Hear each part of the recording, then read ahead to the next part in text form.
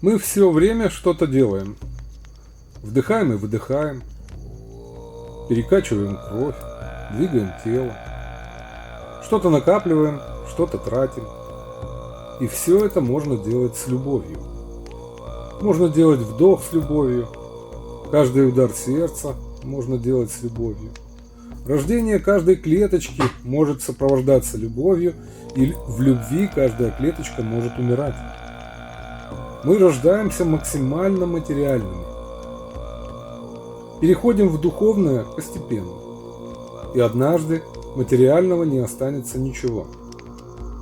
С каждым годом физических возможностей становится все меньше и меньше. И однажды мы становимся перед вопросом, а что там? За тем рубежом, когда материальное исчезнет полностью.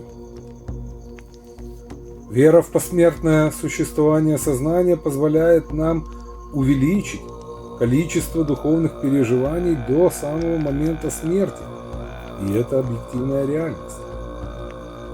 Мы не знаем, что там.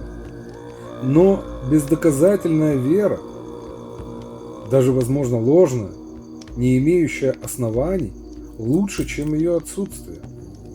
Ибо мы никогда не знаем, наша вера истинная или ложная. Мы узнаем об этом лишь по истечению срока исполнения того, во что мы верим. Наличие веры позволяет исследовать обе стороны нашей жизни, и обретающую, и теряющую. И лишь после этого можно определить направление собственного движения от потерь к обретению. И если мы только обретаем, только счастливы, только успешны, мы не знаем, реализуем ли мы все наши возможности или только малую часть. К сожалению, полной реализации без горечи поражений достичь невозможно. Неведение и вера – вот изначальные два инструмента, позволяющие обнаружить границу потерь и зону обретений. Неведение обеспечивает нам поражение. Вера обеспечивает победу. Память обеспечивает неповторяемость ошибок.